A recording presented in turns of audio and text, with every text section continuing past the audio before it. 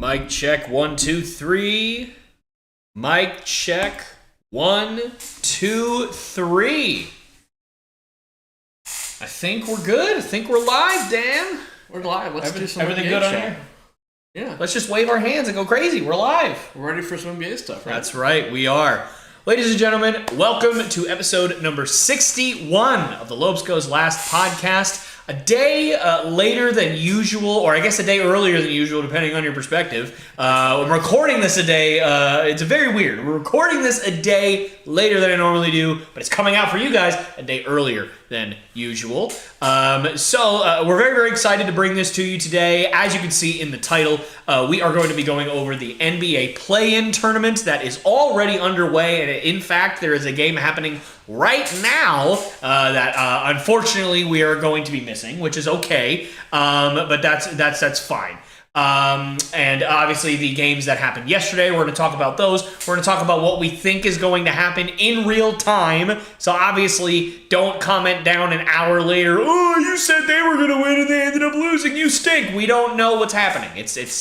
Our phones are not here. Well, Dan's is, but my phone is over here and he just has notes. So we're not cheating or anything like that. I might look up the score of the game when we're fair enough. You Okay. know, or at least give some, updates. Oh, Embiid's already hurt again, so That would be something. That would suck for them. That really would. I'd be happy, but Well, of course you'd be happy. I would. Yes. But anyways, we're gonna go over that, and we're also going to give our predictions for the first round of the playoffs. So obviously, we're gonna have to take some liberties, right? We already know which a couple of teams that have been eliminated, Yep. Or at least one team that has been completely eliminated in the Golden State Warriors. I'm sure we're gonna talk about that, and then we'll obviously be taking our predictions for today and using those as a baseline for the first round. I doubt very much that our first round predictions will change a whole lot based on who wins the play-in tournament. Quite frankly, I truly don't think so, but I guess it's possible. But so, Notes, nope. right. But so take it with a grain of salt. That's my point. And, things can change. Obviously, if we say that, the Sixers win the play-in, and so they play, and somehow we have them beating the Knicks in the first round, but they don't end up winning the play-in. They end up, the Heat end up winning the play-in, and that may change our perspective. Just take it with a grain of salt. Just go with what we have. And that's pretty much it. We're just going to go over those couple of things today, and we are going to start with the Western Conference play-in that happened yesterday. I assume we'll be going in chronological order. Yeah. The Lakers and Pelicans, and then Warriors and Kings, respectively. So let's start with the Lakers and the Pelicans. What'd you think? I got to watch a little bit of the game. Went to bed early, but then checked in the game when I thought it might be over, and it's still going on. All I can say, I was a little surprised that it was tied. I think with around 40 seconds left in the game. Mm-hmm. I heard Zion got hurt with about 3 minutes left in the game. Pelicans were making a comeback. I think Zion's not hurt. I think they might have won that game. I think I don't know. I mean, we can only say so much there of speculative, but I mean, it seems like the Lakers dominated that first half, but the Pelicans and Zion's 40 points, they weren't going away. Right. But I mean, so we get the Lakers. I'm happy that the Lakers don't have to play an extra playing game because, we get a little extra rest for Anthony Davis and LeBron James, what I mean? Who doesn't? I shouldn't say who doesn't. I know there are plenty of Laker haters out there. I just enjoy watching LeBron. He's seemingly in one of his last 2 or 3 seasons of his career, unless he retires this year, but we all know he wants to play with his son, if that can work out that way or whatever. But anyway, it's I've always enjoyed watching LeBron. I want to keep seeing him play. So the fact that he can have one less extra game to play before he has to play in a very grueling series against the Denver Nuggets, I'm happy for him. Happy for him and for Anthony Davis. I love Zion Williamson, though. It's a shame that he's hurt and he's actually out for their next matchup against the Kings. That honestly, when that news, I found that out, and I'm like, well, that changes that pick. Yeah. But I mean, happy for the Lakers there. So tomorrow, Kings and Pelicans. without Zion, I think it's gonna be the Kings. And the Kings knocked off the Warriors last night, which, wow, I was a little shocked when I got up and read that this morning. I was like, okay, I figure we're gonna get one more swan song from the Warriors. Steph Curry wasn't gonna let them lose. We're gonna get that, one more little mini run in the playoffs. I wasn't expecting them to get in the Western Conference Finals or anything, but I wasn't expecting them to lose in the first round of the play-in. But they did, and here we are. So, it's Pelicans and Kings for the last spot in the West. Absolutely. Now, I was unable to watch the Lakers and Pelicans game, unfortunately. So, to be frank with you, I don't have a ton to add regarding that game. I have a Lakers fan that I work with, so I talked to him pretty extensively this morning when I got to work just about what he saw, because he obviously watched the game. So I do have some good perspective from him. I don't like to judge games just strictly off box scores, just because it can be a little bit misleading. Right. And I asked him, I said, hey, did Anthony Davis obviously play as poorly as his box score suggested? And he said yes.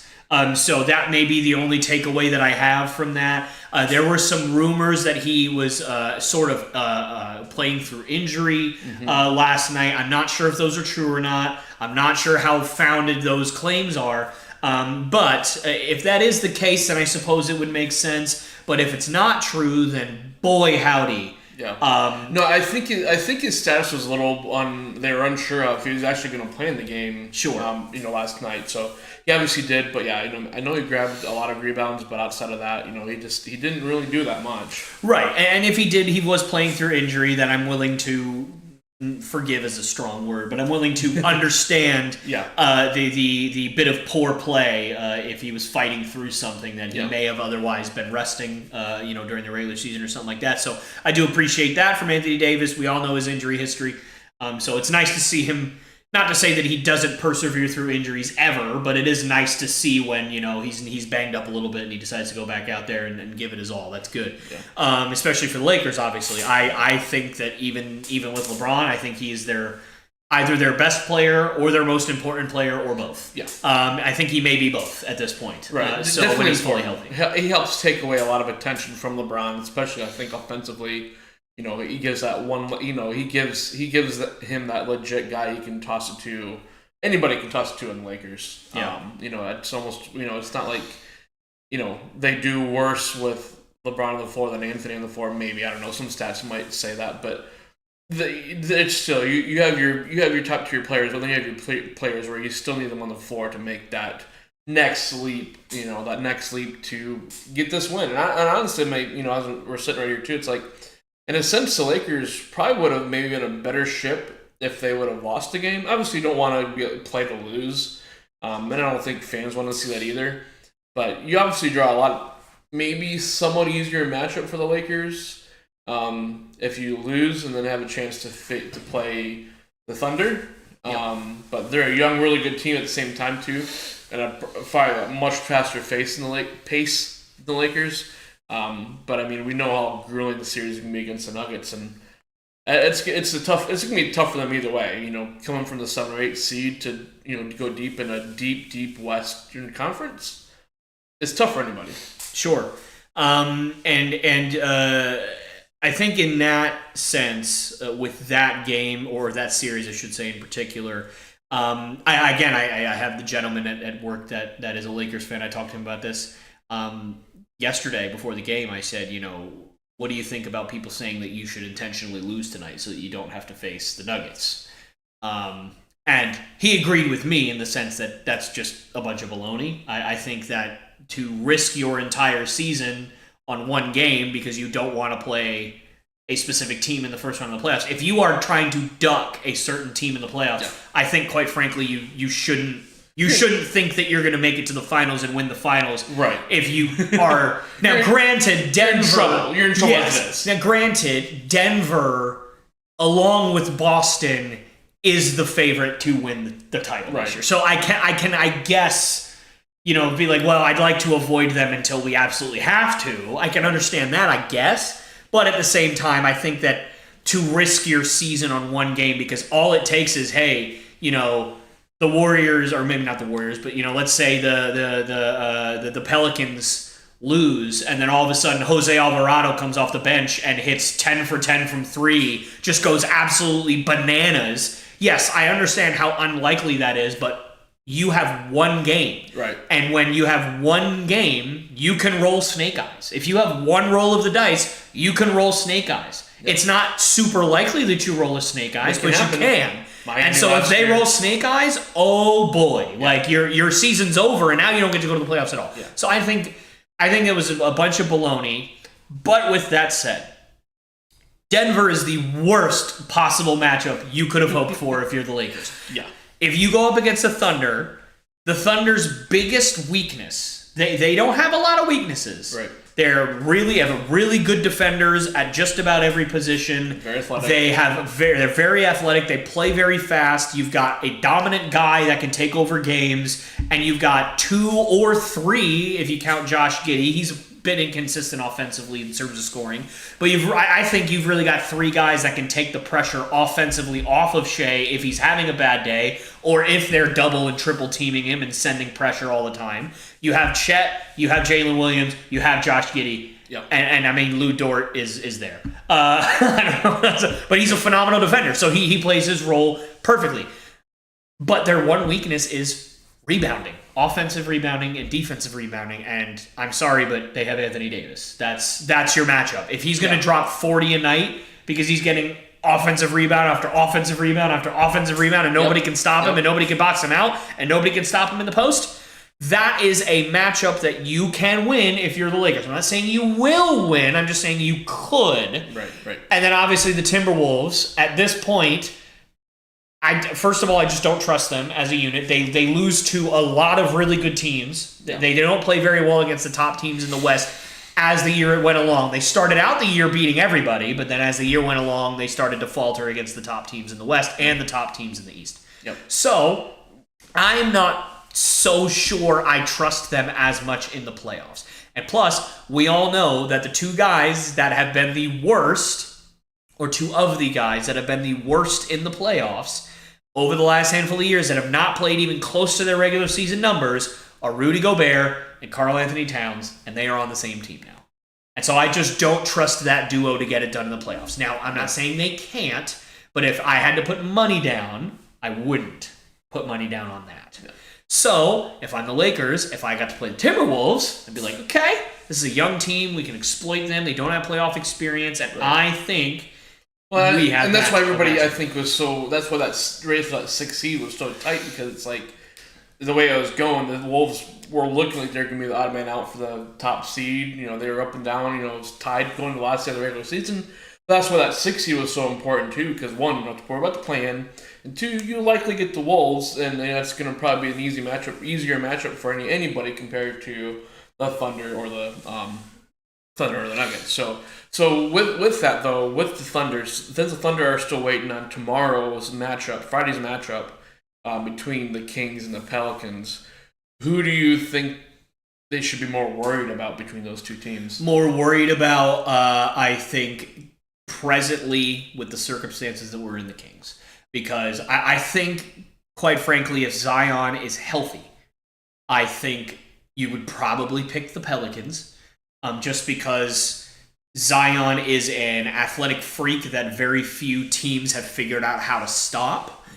People have figured out how to at least slow him down, but the Lakers had no answer. No, 40 points for him. No. And I think that when you have generational talents like that, like a Zion Williamson or like a LeBron or you can name whoever you want, right. Those are the guys that defy logic, that defy defenses, that just don't care, and they will find a way to help their team out, to score, to facilitate, to whatever. I mean, there was a game, I think it was just last week, where the Pelicans were getting just the brakes beaten off of them. I forget who they were playing. I think it might have been the Lakers, actually. But I can't remember who it was. But they were just getting the brakes beaten off of them. And Zion... They were like, oh, he's only taken 2 shots in the second half. He had like 13 points, but he also had 11 rebounds and 8 assists. And it was like the third quarter. And it's like, yeah, that's not the best stat line, but my goodness, he's got 8 assists and he's got 11 rebounds. Right.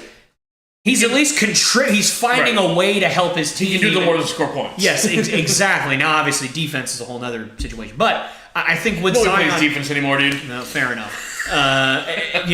With Zion out, I mean, if you're looking at the Kings and how well-oiled a machine they have been, with Sabonis being, they call him baby Joker. I don't like that nickname at all. I think that he should just be Domantas Sabonis, and we should just let him play the way he plays. I think with obviously De'Aaron Fox being the alpha dog over there, they didn't have Malik Monk the other day, or last night I should say, when they played the Warriors. Who else? They didn't have somebody else. I'm completely forgetting who they had. They were missing another key piece, but I'm completely blanking on it at the moment. But the point being is that they are a well-oiled machine, and they have different pieces. Keegan Murray, that can take the pressure off. Mm-hmm. When Zion's out, you're going to rely on C.J. McCollum and Brandon Ingram to be your 1 and your 2. I mean, that's not a good matchup for them. McCollum was never really a great second fiddle when he was with Damian, so it's like, yeah, they're in trouble. For sure. They're in trouble. I mean, anything can happen in one sense, but in the NBA, I feel it's a little more straightforward than most sports. So, yeah, you're missing your key player. It's like, what's interesting, too, like the Pelicans were kind of floating between I think they were competing for the 5 seed for a little while there, then they fell off, almost fell into the play-in. Yep. So I mean, they're an interesting team to see, but without Zion, yeah, I'm 100% with you. Yep. 100% with you that. Well, speaking of the Kings, I assume you want to talk about what happened last night and the what the internet at the very least has dubbed a funeral. For the current day dynasty we know as the Golden State Warriors. Yeah, I mean 9 seasons. I mean, if with under Kerr at least, a 9-season dynasty between these guys. Yeah, there's a couple bottom feeding seasons there for them due to injuries and stuff, but 5 straight trips to the finals, 1 in 4 of them, if I'm remembering this off the top of my head correctly. And then coming back for another one 2 years ago. I mean, that's probably the biggest dynasty I'd say we've seen in the NBA history since the Lakers. Or Lakers. Yeah. I'd say those are both concurrent, so concurrent for the most part. Especially in a short span. But they deserve to be on that level of the Lakers, Spurs, Celtics runs. 100% there. It's kind of sad. It's sad that we're seeing the tail end of these careers. At least for Steph and Clay, in my opinion. I won't go out on Dre right now. I'm not Draymond Green's biggest fan. I don't know if Draymond Green has very many fans. I don't think so. But I mean, there is something to be said how when you get all 3 of them together, they go through these spurts of being unstoppable. And if they would have won the play-in, if they would have gotten into the first round of playoffs with the play-in. I don't know if I would have picked them to win against the Thunder, but I think that would have gone 6 or 7 games very easily against the Thunder. And when you got those 3, and Steph Curry is just, again, I love watching LeBron, but I love watching Steph Curry, this 3-ball to 3-ball to 3-ball from the logo, from the corner, from the logo's corner on the opposite side of the court. I mean, the guy has this unlimited range, it seems like, and it's just... a testament to him. It's like he's not exactly your prototypical NBA player when you look at him. He's like, oh, you play you're a star. What? He's not your prototypical guy. So it's like him and I always loved the Splash Bros moniker. Between him and Clay. It's not saying that they won't keep them. I don't. I feel like the Warriors are probably gonna feel out what the market is for Clay. Which I don't know if it's much because then he's coming off 2 injuries in the last 4 years, 3 years? Yeah, somewhere in that range.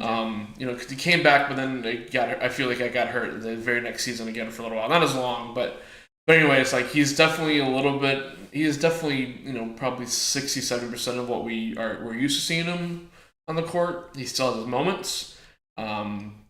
I think Steph still plays for a few more years, whether it's for Golden State or I'd love to see him come home, come this coast for Charlotte and play for Charlotte like his dad did. I mean, Yeah. that was talked about 4 or 5 years ago before they got that other ring. It's like, oh, maybe when stuff gets close to being done, maybe he'll come to Charlotte. And I feel like that kind of died down, but I'll start that bandwagon again. I mean, to me, he'd be a great veteran presence for a lot of those young players there.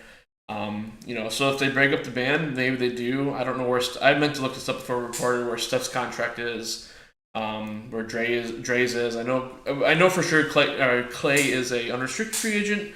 So again, he might command some money, but if the market isn't great for him, it's not it's not the saying they can't come back for one more year together. I mean, maybe they do come back for one more year together and try to do one more swan song. It's kind of tough to see them mired. Competing for the ninth seed, competing for the play-in. Never really getting out of that range pretty much all year. And I feel like that's been the case for them for like the last 3 out of 4 years outside of the championship run. And even then, I think everybody was still like, whoa, they still have it? That championship run. And not to bring the sore spot for you since you're a Celtic fan. That's okay. Because, I think everybody was shocked. They were the better team. They beat Boston because it's like everybody expected Boston to win that series, and they just got it out game after game after game. And it's like, what are we watching right now?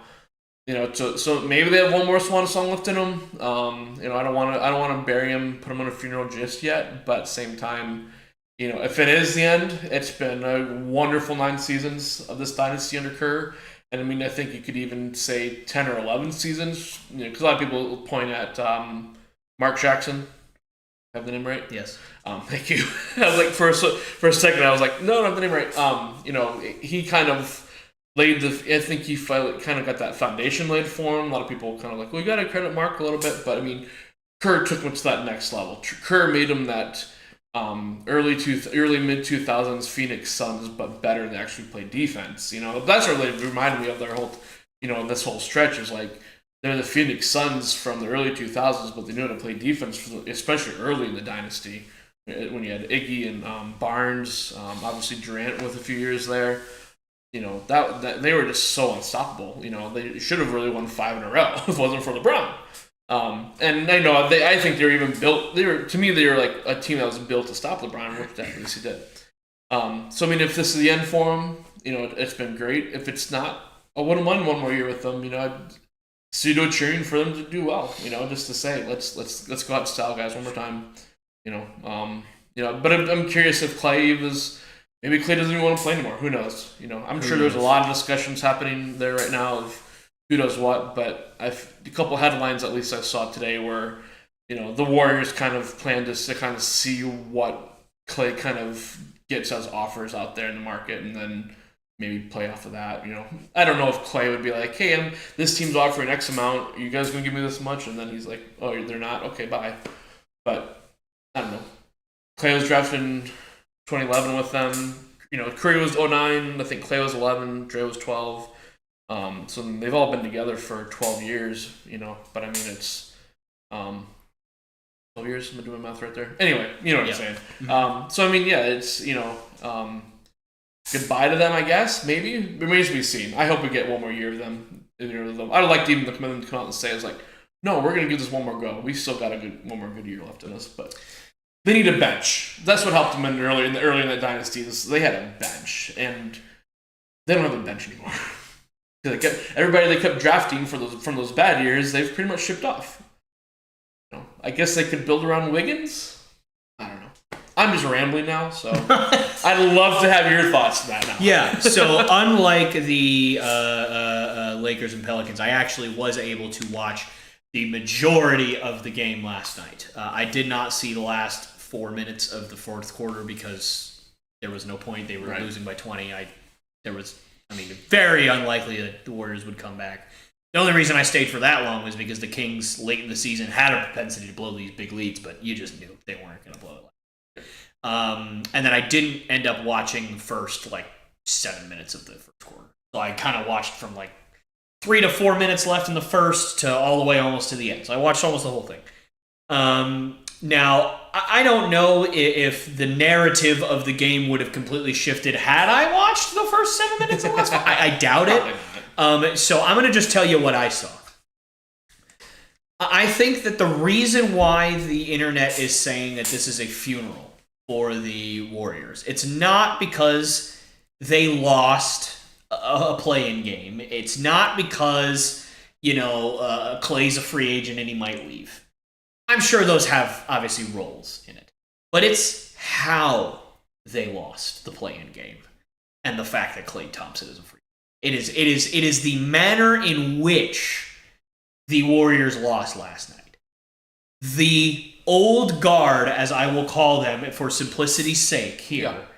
We all know what the old guard is. Mm-hmm. Stuck last night. And the young studs that they have brought in were the only reason they didn't lose by 50 points. I mean, they were awesome. Kuminga played pretty well. He didn't have the most efficient night ever, but he certainly played better than his older counterparts. Moses Moody gave them great minutes off the bench. Brandon Podziemski always gives them great energy off the bench. It seems like every time I watch him, I'm more and more impressed with how he plays, and I can completely understand why the Warriors fell in love with him in the draft. He's great. But Steph played very poorly, and oftentimes when Steph plays poorly, it's because the defense is focusing on him a ton, and they would barely let him touch the ball. I mean, they really just I forget the kid's name. The Kings have a kid that they just drafted, played spectacularly last night. I keep thinking Keon Coleman, but that was a terrible wide receiver at the Cleveland Browns drafted. I'm forgetting his name. It's something like Keon Lewis or Keon. I can't remember his name. But he played spectacular last night. Last night was really the first I paid attention to him because he was guarding Steph Curry all night, and he did a absolutely spectacular job. I mean, he just was unbelievable. Keegan Murray showed out last night as well. Keon Ellis. Keon Ellis, thank you. Yeah, that's why I kept thinking Keon Coleman. I knew his name was Keon Ellis. So, yeah. I mean, he played great. So I'm willing to understand that Steph Curry didn't have a Steph Curry-like game, right? But Draymond Green played horrible. Now, this has kind of been something that has happened more and more frequently as the last 2 years have gone on, is that he's had a lot more what seems to be bad games than good games. Mm-hmm. Now, he had some moments where he played really well defensively and made some nice plays. Obviously, he made some nice passes. But what's burned into my memory, and I don't remember what quarter it was in. I think it was in the second or third quarter. There's a ball that's going out of bounds off of Golden State. So if it goes out of bounds, it's going to be King's ball. And Draymond is about probably 10 feet away from the ball, and it's going slowly enough out of bounds and bouncing high enough that he easily, if he sprints, he can go get the ball. And he 3/4 of the way jogs. And by the time he gets to the ball, he's off balance and he's about to fall out of bounds, and he stepped out of bounds with the ball in his hand as he was trying to throw it in and save it. When if he sprinted and if he just booked it over there like Draymond used to do, it seems, he would have easily saved it. And it is burned into my memory because that's not even Draymond Green anymore. Yeah. That's just some guy, to me, who yells on a podcast and screams at referees and then plays like garbage and wonders why everyone's upset at him. That's not the Draymond Green I grew up watching. Right. That would do anything and destroy his body. There's a point where you respected how just nasty he was because he backed it up, and he just doesn't seem to back it up anymore. There wasn't even anyone within 15 feet of him. He was the only one that was anywhere close to the ball. That's a play that Draymond Green makes 100 times out of 100, and apparently last night was number 101. And it was like, oh my goodness, this isn't... something is wrong. I think even they know something is wrong. Yeah. And then, of course, the obvious one. Klay Thompson in a playoff game. 0 for 10 and 0 for 8 from 3. 0 points. That's not the Klay Thompson I know either. So you're talking about those three guys playing horribly. And by the way, a combination of about $75 million against your cap space Chris Paul and Andrew Wiggins being absolutely, unequivocally inconsequential. It did not matter when they came in the game. It did not matter. I couldn't even tell you if Chris Paul scored a point. I watched almost the whole game. I don't remember Chris Paul doing anything. And he was supposed to be kind of, not the savior of the team this year, but he was supposed to be like, the key call off the bench. Yeah, he was supposed to run the second unit and make everybody better. And I know that you said they need a bench. Chris Paul was coming off their bench. Klay Thompson for most of the year was coming off their bench. And if it wasn't him, it was Andrew Wiggins coming off their bench. Moses Moody coming off their bench. Podzemski coming off their bench. These are not scrubs. Okay, so I'll a younger bench should go with their younger guys in right now. Sure. I'll reword that. So I think the issue right now is that it's not even that Klay Thompson, Draymond Green, and Steph have aged out. I think it is they picked these guys to stick around after their championship run. Yeah. And they paid hundreds of millions of dollars to keep Andrew Wiggins and Jordan Poole and Draymond Green. And they've only, all three, gotten significantly worse. And now you have so much money tied up in those two guys, or those three guys, that you can't go out and get really anybody else. I'm looking up right now as we're talking. Like Draymond's there for another 2 seasons after this season, and he has a player option for 26-27. Mm-hmm. What's he making? 25, 30? An average. Next year is 24. The year after that is 25. Okay, yep. So about roughly speaking, just say 25. Simplicity, say 25. Yep, that's a lot of money for Draymond. And Chris Paul, I think, is making like $38 million. Yeah, it's something absurd. Like, it's not. I didn't realize that Draymond had signed that recent of a contract with him. I thought he was like in this past that last offseason. Yeah, last offseason. I thought it was 3 years, 75. If I'm not mistaken. Yeah, I would say roughly that. Spread out. Yeah, no, that's just. I'm looking up. I'm gonna look up the team here in a second. But yeah, that's a lot. That's not gonna help out anybody. No. Steph's 52 against the cap. Clay's 43. Chris Paul's only 30. Okay, so not 30. Quite as full, but still, that's again, more than Draymond Green. Yes, Draymond's. But combined 50 between Wiggins and Green, basically. And Paul. Yeah, it's that's. Whew. Paul's there for. It says non-guaranteed contract next year. Mm-hmm. I've never seen that before, so I'm going to assume that they don't necessarily have to keep him next year. And by the way, they also had a number 2 overall pick in James Wiseman that they traded they basically for Gary Payton II from Portland, and then I think Portland shipped him out to Detroit, or maybe there was a 3-team trade and he just ended up in Detroit regardless. But this year, James Wiseman looked a lot better. He looked like he just needed some playing time. Yeah, I feel like they gave up on him too quick. Oh, yeah. He was never going to fit in that system, apparently. But he looked like he was a competent athletic center. I think what you said a couple minutes ago is the crux of the whole situation is they won the championship 2 years ago, and they should have just let all the contracts play out and say, we got to start rebuilding this team. And they didn't. Whether it's around Steph or Wiggins or neither. Whatever it is, it's like, but I did not realize Steph Curry was making over $50 million for these guys. Yeah. There goes the Charlotte thing. He's with them through 26. Yep. So he's on their books for another 2 seasons. Yep. So he'll probably retire. Yeah, and I was gonna say, the next he's making nearly $60 million in his last year in this contract. Yeah, it's insanity. Almost as much as what Jaylen Brown's making. Golden State's gonna be like, can you take a pay cut this last year? Can we spread this out for over 5 years? We don't want to be Can we pull a Shohei Ohtani? And we don't want to be the Wizards in 2 years. Right. You don't want to be playing for us or for the Wizards in 2 years. Exactly. And for me, obviously, I can't speak for Golden State fans. I don't know. All I know is that when I was a kid, right? Obviously, I grew up. Part of my childhood was with the big 3 in Boston, with Paul Pierce, KG, and Ray Allen, right? And when it was time and when the rumblings started of they're going to be getting rid of these guys, and then Ray Allen left for Miami in free agency, and we were all heartbroken. When that trade happened, I knew that it was the right thing to do, but I was still really sad about it. course. So what Especially when you get a championship from those guys. So I don't know how sentimental. And by the way, that's after one championship, right? Like that's one championship for Boston. This is 5. This is 4 or 5 or whatever the number is at this point for Golden State in the last decade.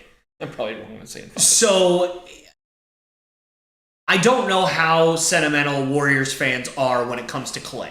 Because Klay, I think at this point, most Warrior fans are probably a little bit sick of Draymond Green and his antics. But Klay, I can understand even if he continues to play poorly, you're just like, yeah, but sometimes he plays well. Sometimes he drops 25. Like I've seen it. I know he still can do it. Right. And so I can understand like if he left, there would be like real like sadness and real true like angst that he'd be leaving. I don't know. They could want him gone more than they want Draymond. I have no idea. I'm not a Warriors fan. But for me, I think that Klay will probably do what you kind of described. He'll kind of see what the market says for him. According to this, so Golden State can't even pay him. I mean, it's possible. They may not be able to. I don't know. It's one of those things where I'm truly not sure, and I don't think they have bird rights on him anymore, so they may not be able to bring him back. But if that's the case, then I mean, man, he went out with a whimper. I mean, it was pathetic last night. Like he didn't even look like the same player that we've been used to seeing. So again, I think it's more the reason why people are saying it's a funeral. It's because it's the way they lost. It's not that they lost. It's how it was literally the young guys are like, guys, come on, like we're trying here, and the old guys are like, I got nothing for you. I mean, this is I got nothing left. And I think maybe they do have nothing left, and it's really upsetting. It's really upsetting. And what's sad is like those contracts are so big. It's like I don't know how you're going to get anybody else to take those contracts on. I don't think you can. It's as big as those are. You're stuck. Detroit's not going to do it. Washington isn't going to do it again. I think the only way that you do that is if you do what the Thunder have been doing, which is all right. I'll take on a contract, but you got to give me a first round pick. Yeah, give me a first-round pick for it, and like if they you literally have unlimited Andrew Wiggins and a first-round pick for like a nobody just to get off the contract, or a second-round pick. Yeah, Wiggins is probably their best trade chip at this point. Yeah, and he's still got some years, hopefully. Yeah, he still has some flashes, but I mean, there's a reason why he came off the bench a lot this year. I mean, he has not. He just hasn't been himself. So yeah, he has not been the same player, but. Anyway, should we just hit some picks though? I didn't mean to go on the Warriors for so long. I just realized that's okay. We were just sitting here about the Warriors. We told people we were gonna give picks, so sure. So let's flip to the East. I'm gonna grab a water while you're doing it. It's a live stream. I can do what I want. That's right. Well, I'll take over here, guys. That makes sense. So anything, it's a live stream. I can't do anything. That's really how it works. But I'm doing it anyway. All right. So since the Eastern Conference playing is tonight, or the first 2 games we're playing is tonight for the East. Obviously, we have Sixers and Heat going on tonight. Yes.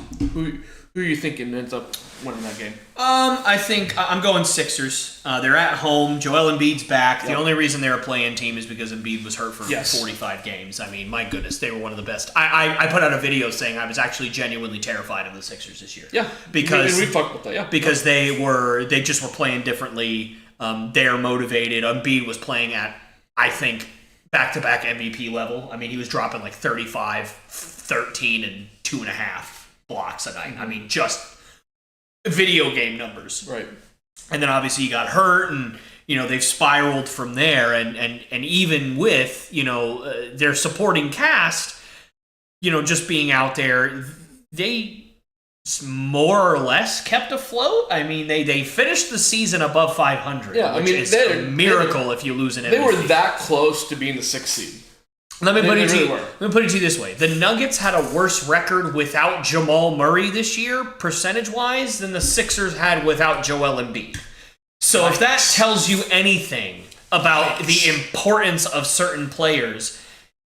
Not to say that Joel Embiid's not as important as Jamal Murray. Of course, he's more important than Jamal Murray is, but it is a testament to how well the Sixers kept it together. Yeah. Now, did they keep it together great? No, they still were, I think, 5 or 6 games below 500 without Joel Embiid. But I mean, the Nuggets were, I think, like 10-19 or something without Jamal Murray. Like they were atrocious. They shouldn't be that bad without that guy. Right, exactly. So it's just horrible, and tells you how good Jamal Murray is, by the way.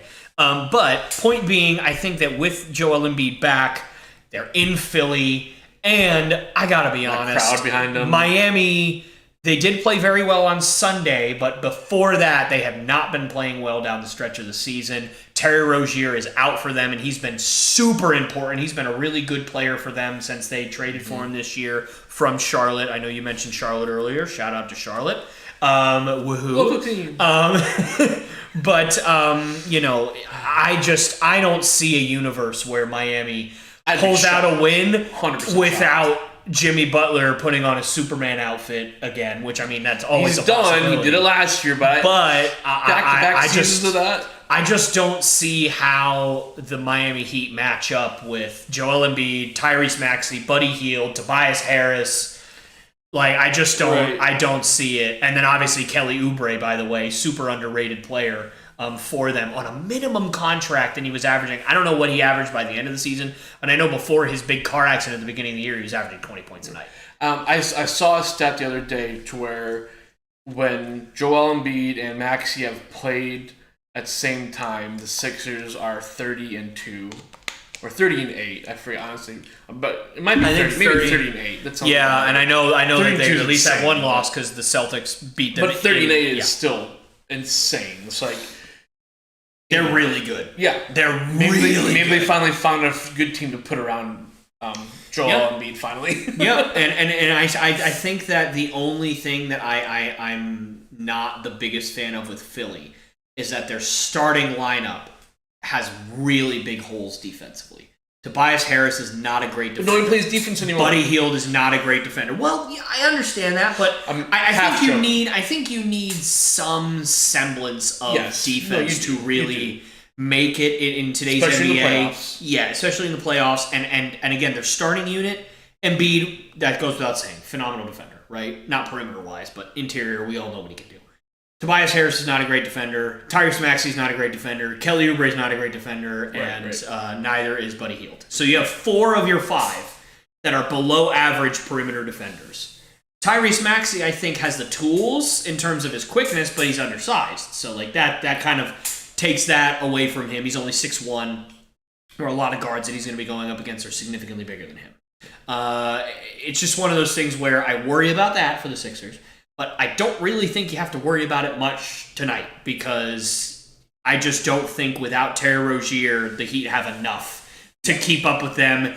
They played, I think, both teams virtually at full strength a couple of weeks ago, and Philly ended up winning that game. And that was Joel Embiid's like first or second game back when he was still like dry heaving on the bench because he was so exhausted. Because I'm going to say this. Okay, I know that sounded like I was making fun of Joel Embiid. I'm not. Because guess what? If I played 2 minutes of an NBA game, I'd be dry heaving. So I have no reason to talk. But the reason why I say that is because how in the world can you justify a guy being off for 4 months, basically? I mean, he only played for like some of October. Right. And then he came back in April, or so, 3 months. We'll say 3 months, fine, not 4 months. 3 months. And his first game back, he played 32 minutes. Yeah. Like, he was dry heaving because he hasn't played in games, and you're just throwing him out there? Like, no, we need you, go. Like, there's no wonder why the guy gets hurt over and over again. You're killing him. Like, stop. They still had a chance to get out of the play-in, so... Yeah, I mean, maybe sure. He was like, I don't care, put me out there. Yeah, I mean, sure, I guess, but but the thing that scared me, and I know I'm off on a little bit of a tangent here, was... I mean, we've all seen all the post-game interviews a million times with players, right? It's everything under the sun I've heard. I've heard everything from, I just want to thank God for everything, and it's a beautiful thing, to, I'm just here so I don't get fined, to, when you put me against a sorry receiver like Crabtree, I'm the best DB in the game. Like, I've seen literally everything that you could possibly imagine a post-game press conference happen. I've seen a million times when a guy gets hurt and comes back and has a big game. And what do they say? Man, I'm just so blessed to be back out here with my teammates. I love this game. I missed it so much. And I'm just, I could have done this better, but I'm just so happy to be back out playing the game that I love. Did Joel Embiid say that? No. You know what Joel Embiid said? This injury really sucked. I have been depressed more than usual for the last 3 months. I'm very vulnerable. it really hit me hard. Mentally and spiritually, I have been struggling. And I am still really depressed and really struggling. But I'm happy to go out and play basketball again. That doesn't sound like a man who's doing okay right now. Like, that doesn't sound like a man who should be out there playing 35 minutes of a basketball game. That sounds like maybe the problem is not what he said. It's more how like the way he phrased it. Like, he didn't say, "Man, I'll tell you what. This injury sucked, but the fact that I'm out here with my teammates now, it makes everything feel worth it." If he'd have said that, I'd have been like, "Great." But he didn't. He said, "I'm still super depressed. I'm still really struggling. This injury is still affecting me." And that just made me think, are they making him play right now? I think they might be making him play right now. Because it didn't sound like him now. I could be reading too much into it, to be fair. But it scared me a little. That's all I'm saying. It just scared me. If something like that was even remotely true, the Players Association from the NBA, which I feel is probably one of the stronger, I would say the strongest for sure. Yeah, would be up in arms if that was the case. Yeah, and that's fair. And again, I may be reading too much. Yeah. I may be reading too much into it. And I said this to some guys at work. I said, and it may just be. I don't mean it to sound as bad as it's probably going to come out as, but it may just be. English is not his necessarily first language, and so it may just not be, he may have just phrased it differently than what I would phrase it as living in America for all my life when he's not from here his whole life. So, that could be the case. I don't know. Maybe I just read into it too much. I don't know. Right. Point being, it scared me. That's all I'm saying. But irregardless of all of that, I'm picking the Sixers tonight. I think that they're going to be the 2 seed, and they're going to play New York in the first round of the playoffs. Speaking of scared, how scared should the Knicks be of the Sixers? Very. I think that clearly, even with both teams fully healthy, I think that the Sixers are better than the Knicks, and the Knicks are not fully healthy. Yeah. So it is taking the Sixers then, if that's the matchup? That was probably the most difficult pick for me to have. But I actually am going to say no. I'm still going to pick New York, and the reason is because I think that when it comes down to it, Joel Embiid is not fully healthy, and I think that Jalen Brunson is going to just find a way to scrape through this. That's what I was thinking. Brunson's going to will that team to a lot of their wins. I think it goes 7. I think think it goes 7. I think that's 7-game series, but if Philly had the home court advantage, I'd probably flip it back to Philly. Because I 100% with you. It's probably one of the toughest, not the toughest to pick.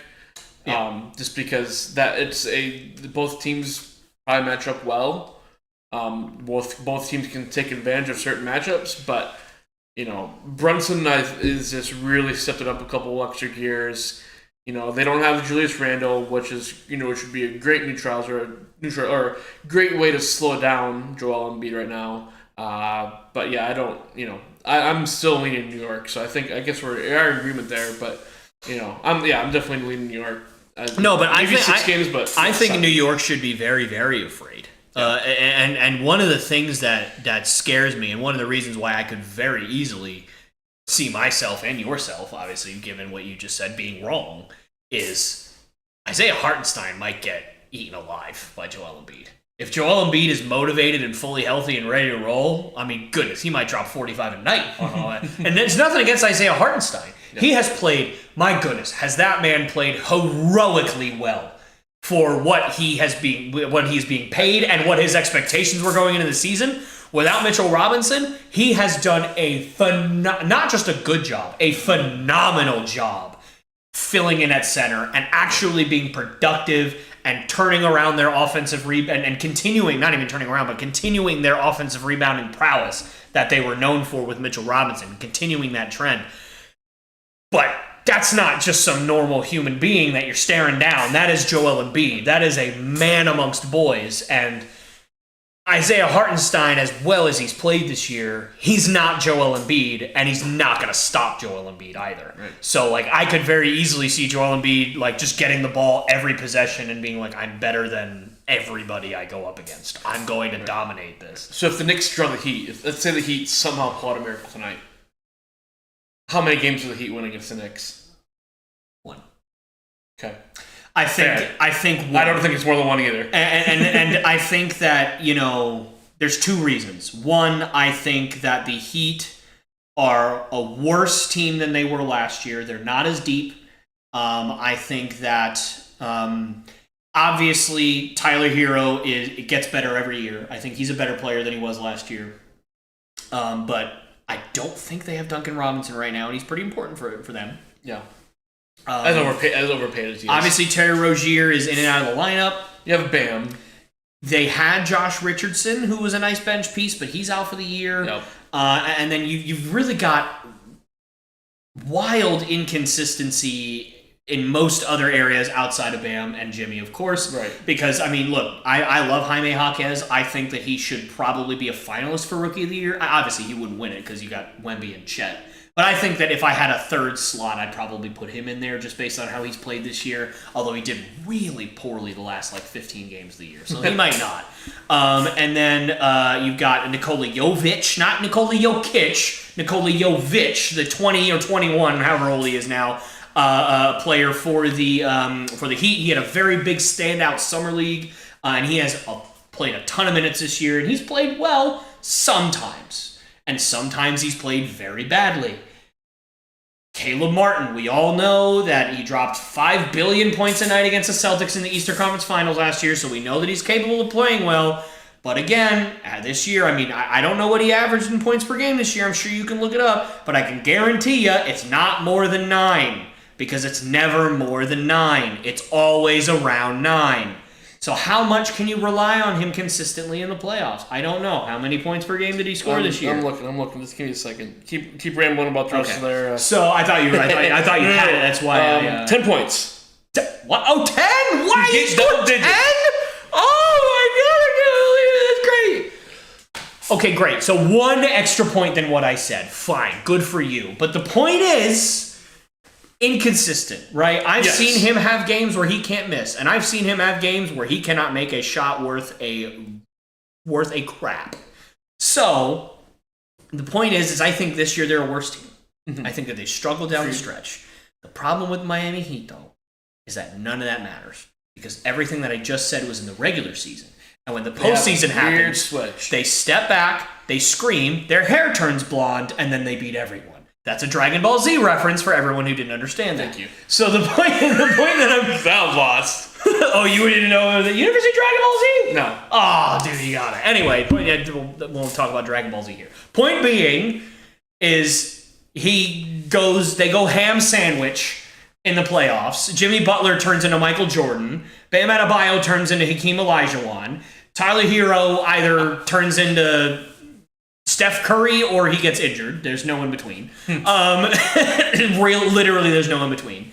But I just think that, especially without Terry Rozier, they've got really nothing to offer. What's DeLon Wright gonna drop 15 points a night for you? So if they lose, if the Heat lose tonight, they'll face the winner of the Bulls and Hawks. Yeah. Do you think the Heat can beat either of those teams? Yes. Okay. I think they certainly can. How bad are we talking about the Heat there? Because there's obviously I think the Heat are on paper still better than the Bulls or the Hawks. And the problem is, and I think I've said this on the podcast before, I can never bet against the Heat to eventually turn something around. Because if I was going to, I would have last year. Because no joke, with 4 or 5 minutes left in the fourth quarter of the loser play-in game, if they had lost that game, they would have not been in the playoffs. And if they won that game, they'd have been the 8th seed against the Bulls. They were down by 10. So you're looking at it well, they're done. And then guess what? They turned it all around. They won the game. They beat the Bucks. They beat the Celtics. They beat everybody in their path, and they made it to the finals anyway. So you literally, until the final buzzer sounds, can never count out the Heat. Because if you were gonna, before the final buzzer sounded, you would have last year when they were down by 10 to the Bulls in the play-in game. Yeah. And then guess what? They went, ah! And then they went off, and that was another Dragon Ball Z reference, by the way. So, they just eventually go, Yeah, I guess it's about that time now, and then they turn it all around. So I can't ever count the Heat out fully to make the playoffs and go on a run. Right. But Not gonna be as easy this year. It shouldn't be as easy. It shouldn't be as easy this year because, and I'll say this: every year I'm scared of the Heat. They play us in the regular season, us being the Celtics, and they beat us 3 out of 4 games, 2 out of 4 games, 4 out of 4 games in the regular season. And I just remember I said, there doesn't matter what their record is. They're a really good team. Boston did sweep them this year. But this year, not only did we sweep them, we swept them with like metal brooms and then stabbed them in the head with it. I think there was one game we beat them by 50. Like, just annihilated. It wasn't beating them. We went into Miami and took their lunch and ran off with it. Now, am I saying that we're going to do that for 4 straight games if we play them? Of course not. I'm not that stupid. I have seen us lose to the Heat over and over again in the playoffs. So let's talk about the Celtics then. Okay. So, I mean, obviously, as we're talking through this, we're probably close to halftime in the Sixers Heat game. Mm-hmm. I'll start with the Heat or the Hawks or the Bulls. If one, between one of those 3 teams, do any of those teams have a chance to win a game against Boston? Oh, a game? Yeah, they all do. Do they have a chance to win more than a game? Yes, they all do. They don't have a chance to win 4 out of 7. Well, no, in my opinion. not. But yeah, but I mean, the Celtics are notorious for playing with their food. And so, am I going to be shocked at all if the Celtics don't play for a week? And by the way, they've been in Boston for like the last 9 days. All these teams that aren't going to play in all have like 10 days off. Yeah. So it's one of those, but I'm saying like even the last 3 games of the regular season for us have all been in Boston. So like we've been in Boston for like 2 weeks. So like they got comfortable, they've got nice home cooking, they got to spend all the time with their family, they're just practicing, laughing, goofing, oh, we got home court advantage. Would I be shocked if Tyler Hero went in and dropped 55 in game 1 and we somehow lost the first game?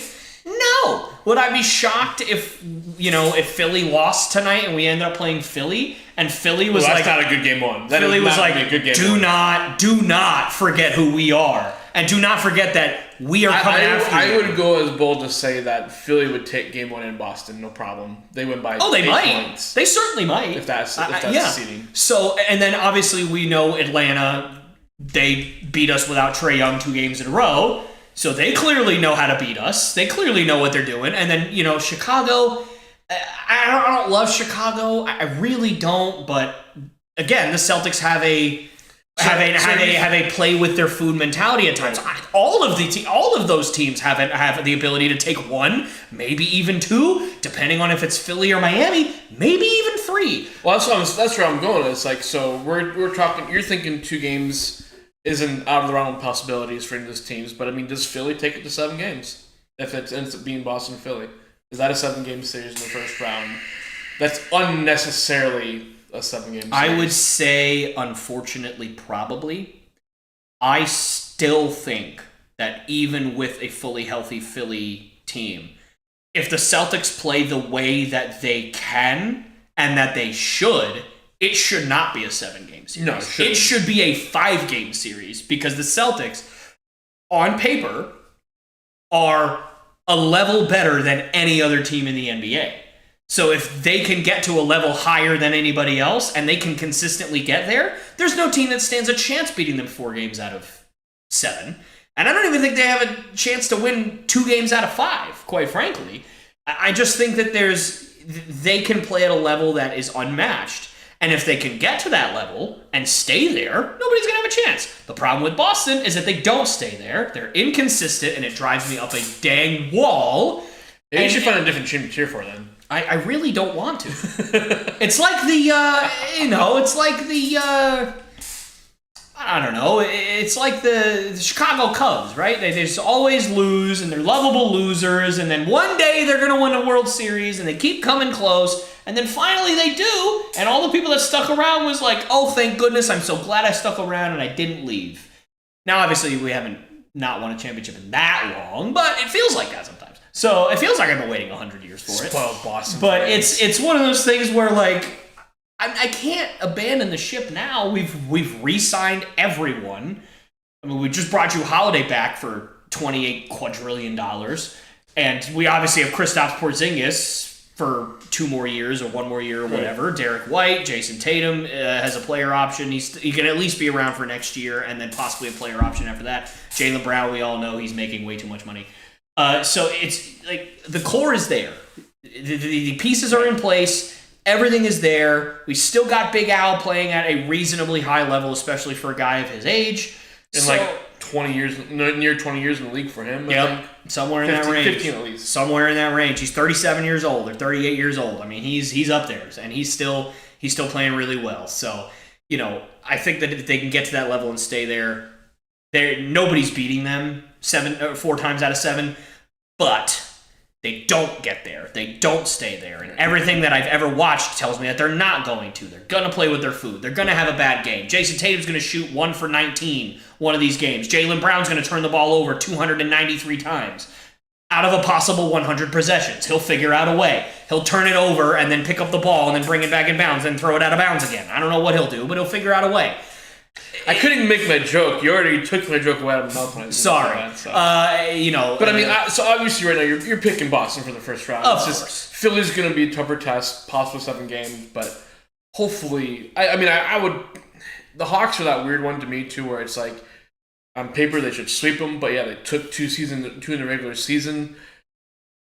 Bulls another team they should sweep them, but Bulls probably get at least a game against them. I'm with you there. Boston should take it. I'd be shocked. Yeah. Philly be their toughest test. I'm pretty sure everybody up in New England right now, and anybody that's a Boston Celtics fan across the country is cheering for Philly right now. Because it's like, if we have to face them, let's at least not have to face them in the first round. Yeah. Because again, and this is I think what we're looking at, all the top seeds. All the top seeds have had, a week off, 10 days off by the time they play the first round. And usually that first game of a team that usually, not always, but a team that first game's rough. At least for the first quarter, first half, where it's like, who is this team we're watching that's been dominating all year? It's like, well, they had a week and a half off. What do you expect? This team just came off of 2 wins in 3 nights. Of course they're going to be they're rallying. They're still playing 2 nights out of every 3 nights. So of course they're still in that basketball mode, quicker and stuff like that. Yeah. So, and I will say, I know we haven't really talked about it. I would assume you're picking Philly and Miami to come out of the East as the 7 and 8 seed in whatever order. We're not. I know we didn't talk about the Hawks and the Bulls, but I just got to be honest. It's the top 8 teams in the East, well, and then let's just say the cellar dwellers of Bulls Hawks and Hawks make me wish that it was the top. Well, maybe one of those teams would actually still be in the top 20. But it makes me wish it was like the top 20 teams in all of NBA. Yeah, because Houston was better than both. Yes. On the Yeah, they had 12-game winning streak, 11-game winning streak before they lost a couple. Yep. They were 1 game out of the play-in at one point. Last week during the season. Let's go through. Well, we have to talk about the Knicks and Sixers. Knicks winning in 7. Do the Heat? Again, if we're looking at, I guess the only other option there would be the Heat. Do they have a chance against the Knicks? You think at all? No. One game, or would that? Oh no, they'll win a game. They'll win 1 game, maybe 2. But the problem is the Knicks are out for revenge because the Heat bounced them from the playoffs last year. The Knicks are a better team than they were last year. Jalen Brunson has taken his game to a whole nother level. He's got more help this year, obviously. It's a shame that Julius Randle isn't there. Yeah, with Bogdanovich there, with Alec Burks there, with oh my goodness. OG Anunoby, I was like, what is That's what I was trying to think of earlier. OG Anunoby over there now. It is a different unit this time around. And I think that OG is really the key because last year, no one on the Knicks had any chance of stopping Jimmy Butler or Tyler Hero or any of those guys. This time you got OG Anunoby. He's about as perfect of a guy to stop your best player as you can get. Yeah. He's 6'8" or 6'7", so he's got the size. He's long. He's lanky. He's quick enough to cover guards. He's big enough to cover forwards, and he's good enough to cover centers too. So whatever you have, OG can at least hold his own. And whenever you can find defensive players where they're like jackknife, that Sean Marion going back to the 90s, that Scottie Pippen, where they can cover every position, I mean, that just takes so much stress off the defense. So, yeah, I think the Knicks are just a better team this year than Miami. I don't think they have much to offer, they being Miami, obviously. So I think that if the Knicks and the Heat played, I don't think the Heat have much of a chance. Yeah. Okay, no, I would say that either. I mean, I would say a 5-game series there, but, you know, if on paper it stays to what we're thinking, 7 games, Knicks and Philly. Yep. Let's move to the rest of the East. Milwaukee Bucks and Indiana Pacers. That's another one to where I had it written down earlier. I'm pretty sure the Pacers won that series. Yep, 4-1. 4-1, yeah. Is that an automatic pick in the Pacers if given the regular season history there? I don't know. I don't think we have Giannis at least for the first game. I don't know if it's an automatic pick because they beat them in the regular season 4 times, because regular season is one thing and playoffs is another. True. But I am still picking the Pacers. Okay. Because what I saw in the play-in, or not the play-in, excuse me, the in-season tournament, my apologies, was a team that wanted it so badly. And we got to see what happens when the Pacers are motivated, when they're ready to roll. They'll just drown you in transition threes, and they'll just put you to sleep. Mm-hmm. Okay? I don't know if it is still the case, but at the very least, last year and for the first part of this year, the team that was the very worst in the NBA at defending the three-point line was the Milwaukee Bucks. And they play at one of the slowest paces in the NBA. Not good when you are playing against the Indiana Pacers, who run. That's all they do, is they just sprint back and forth. They transition to you to death. And by the way, they also have Pascal Siakam now, who I'm not going to say is going to be able to defensively stop Giannis, because that would be a ridiculous thing to say. If Giannis plays. But at the very least, he's another body that's legitimate that you can throw at Giannis instead of just having Miles Turner try to stop him and fail miserably. But, first of all, we've seen that they can beat them. Second of all, Giannis, at the very least, is probably going to be out for the first game, if not 2 games of the series. Be interesting to see how the games are spaced out. And those 2 games are going to be in Milwaukee. If you can somehow win, which obviously I think is a pretty likely scenario, without Giannis, that they can win both games without Giannis, and then Giannis comes back. Well, now you're in Indiana. Right. Now you hit a couple of threes, that crowd's going to go bananas. If they cared that much about an in-season tournament game, look, I watched the Pacers versus the Celtics in the in-season tournament. No offense to the in-season tournament, it doesn't mean diddly squat, at least not to me. But, man, those fans were just happy to see this team playing in quote-unquote high-leverage games for the first time in what feels like ages. What feels like in a decade since the Paul George, George Hill, Roy Hibbert era of the Pacers, right? It feels like the first time since then that they've really played in high-leverage games. And that, to me, really didn't mean anything. What happens if it's the playoffs? Yeah. Playoffs? What happens if you're up 2-0? And you might go up 3-0. You might move on. Yeah. And you might get to play, at that point, what we would hope would be Boston. Right? So, like, it's one of those things where you... Oh, no, actually, no, they wouldn't. They would play the winner of Cleveland and... they played 2-7. They play whoever wins 2-7. Okay. Well, either way, the point being is that when the game really means that much... Oh, man, that crowd's going to be nuts. And no offense to Milwaukee, I don't care if you have Giannis. I don't care if you have Damian Lillard. I don't care if you have Brook Lopez and all these other older guys that have been there, done that, won a championship, yada, yada, yada. You could say all that you want. When a young team is motivated and has the crowd behind them, it is tough for anyone to stop. And I think that if the Pacers get out to that, I think Milwaukee's going to get run out of the gym. Truly, and that's where I've been thinking too. It's like you have this old guard. We're talking about old guard with Golden State. You have an old guard in Milwaukee. It's like they brought Damian Lillard in, but I mean, she's traded for him 3 years ago when he was actually still in the middle of his prime. Not saying that Damian Lillard isn't good. He has had some great games this year. He's stepped up when he's needed to. Him and Giannis have been good pairing, but they have lost a ton of games they should have won. They should have been a team that have Boston won 61 games this year? 63? Something like that. So Boston won 63. Milwaukee should have been right there winning 60 games right with them with that team. And they did not. They underperformed. They had a chance for the second seed and couldn't even secure the second seed in the Eastern Conference the last day of the season. I'm just like, and not only did they not Giannis, they went into Orlando and got smacked in the mouth by another young team right there. Yeah. And that's what's kind of nice. I feel like about the Eastern Conference right now.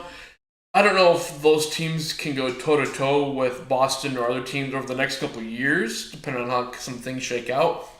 But I mean, if they can stick to these young players for a few more years, 2-3 seasons from now, they might be the top of the conference between the Knicks and the Magic. And I mean, they might be. That takes me back to the 90s, man. Oh, yeah. Because we haven't seen those teams at the top of their conference for a long time. Mm-hmm. And the Pacers right with them, too. Again, back to the 90s right there. So it's like, it's... I was having a hard time picking this one, but again, at the same time, I think the series was 7, maybe 6. I think Indiana comes out on top. I think they can take it. They need to be able to take one of two in Milwaukee. If they don't, it's a sweep. Super hard. In my opinion, yeah, maybe. In my opinion, if Giannis is out for the first 2 games, it's a sweep. Yeah, I know that's a bold claim. Yeah, no, I see. It's a very bold claim, but if it happens, if Milwaukee can win without Giannis in Milwaukee, then obviously it wouldn't be a sweep. But then it might actually be a series because then you have confidence that you could beat them in Indiana, and maybe you don't beat them in Indiana, but maybe you don't have to because even if they're up 2-1, maybe Giannis comes back for Game 4, and then you feel like okay, we have a chance. Right. So I definitely think that if you can win one in Milwaukee without Giannis, then it's going to be probably a 7-game series, a 6 or a 7-game series. And I think Milwaukee has a good chance to win. But my goodness, if you lose both games in Milwaukee, I don't care if Giannis comes back. It's a sweep. Indiana's going to run you out of the gym. And guess what, folks? My pick is Indiana's running them out of the gym. I think Indiana's going to beat Milwaukee. Might take 5-6 games, but I'm with you there. Again, the young core. Halliburton was fun to watch in the All-Star game. I know you didn't like the game, but I've been watching Tyrese Halliburton all year. I don't have to watch the All-Star game to watch Tyrese Halliburton. It's been That was just, I've been so focused on so many teams in the West, so it's nice to kind of reorient him. It's like, there's a lot of good young talent in the East that I don't think enough talked about outside of Cleveland, love Boston, Cleveland. And it's like, it's, to me, that's crazy. So yeah, we're pretty much, I think, line up for line. We're step for step here. But speaking of the Cavs, Cavs Magic it's the 4-5. Yeah. And Cavs are right there, battling for that number 2 seed for a long time, but they've kind of lost a step, I feel, in the last month. Well, take me through what you're thinking there. Not much to say. I'm picking Orlando. I love Cleveland, but no Donovan Mitchell against a young, hungry, defensive-minded Magic team. I think Cleveland's going to have a tough time. I think that, especially, again, without Donovan Mitchell, Darius Garland is going to have to contend with a man who has turned himself into a contender for Defensive Player of the Year in Jalen Suggs. Yes, you're right. I said it. A player for the Magic is contending for an award. I know, we haven't heard that in a while, but it's true. And I just feel like that nobody on the Magic is ever in line for anything. But goodness gracious, if Jalen Suggs is not, I don't know if he'll be a finalist. I know that there's plenty of other guys that Rudy Gobert, Victor Wembanyama. I think that he should be up for Defensive Player of the Year. I really do. The absolute leadership that he shows on the defensive end. Really, last year I was worried that he wasn't going to make it in the NBA. I was like, man, he's going to be a huge bust. He doesn't have much, but this year he has carved out a role for himself. He's going to have to contend with, Darius Garland's going to have to contend with that guy, guarding him and following him around all day long. Evan Mobley, he's been banged up, shaken up. Weirdly, Cleveland took him out of the game with like 2 or 3 minutes left against Charlotte, and then Charlotte went on a huge run and ended up blowing him out at the last game of the season. No one really knows why they took him out. Go Charlotte. But I'll tell you what, if Cleveland's coaches don't trust Evan Mobley down the stretch of games, they're going to have a tough time because Jared Allen and Darius Garland cannot do this thing by themselves. Not against Orlando, and really, quite frankly, not against any other team in the East, especially if it's Miami and Philly as the 7 and 8. Right. So for me, I think that right now, on paper, Cleveland might just be the worst team in the playoffs without Donovan Mitchell, which is crazy to say because at least I don't feel like that should be true. But with no, I keep thinking Max Christie. He's on the Lakers. What's his name? Max Strus. With no Donovan Mitchell. With no Karis LeVert. They've just been ravaged with injuries. And so I just think that, quite frankly, if Donovan Mitchell doesn't come back and these other guys can't step up, which you said it, they lost a step. After Donovan Mitchell left, they struggled a ton. Yep. Sure, they beat Boston that one game where they were down by 1 million and somehow came back and won. But that's one time flash in the pan. Every other game that they've played just about has been really bad. And by the way, and the fact that again playoff seeding was on the line against a team like Charlotte, who's done nothing all year, and they kind of just gave up. Yep. And it's like, okay. And I'll put it to you this way: we all are kind of in agreement that Miami has taken a step back this year. Yes. They're not as great of a team as they were. No. The average margin of victory for the Miami Heat this year against the Cleveland Cavaliers was over 20. Thanks. They beat Cleveland so bad every time they played them. Like, just beat them to death. In Cleveland, in Miami, neutral site, on Mars, it didn't matter. They brought their whooping sticks and they beat Cleveland to death with them. I'm literally sitting here and thinking, oh, Magic will take this, but I'm going to give it 7 just because Cleveland is a home team. That statement alone, I'm just saying Magic in 6. Heck, I might just say Magic sweep. No, I don't think it's going to be a sweep. No, I like I said, I love Cleveland. If it's starting Orlando, I think that eventually Cleveland's going to wake up a little bit, but I think ultimately it's going to be a little bit too late. I think it's going to be Magic in 6. If we're looking pre All-Star break, I think Cleveland could probably take that in 5, but no Mitchell. I mean, Magic in 6, maybe 7, just because they're not the home team, but.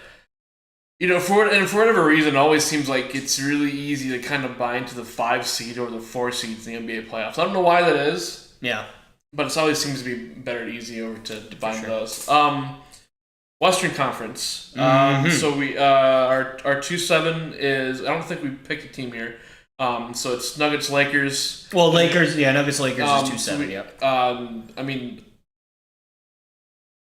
I'm going to say Nuggets in 7. I think Lakers take 3 games from them. I think if it's, obviously, I want to clarify, I don't know, I kind of want to, an asterisk there and say if AD's healthy, but I think LeBron just wants to try to show out as much as he can one more time. I don't think they beat the Nuggets at all, but I think they're going to make Denver work for that. I don't think Denver's going to keep on. I could see Denver maybe winning in 5. Lakers get at least 1, but I don't think Denver's gonna roll over them.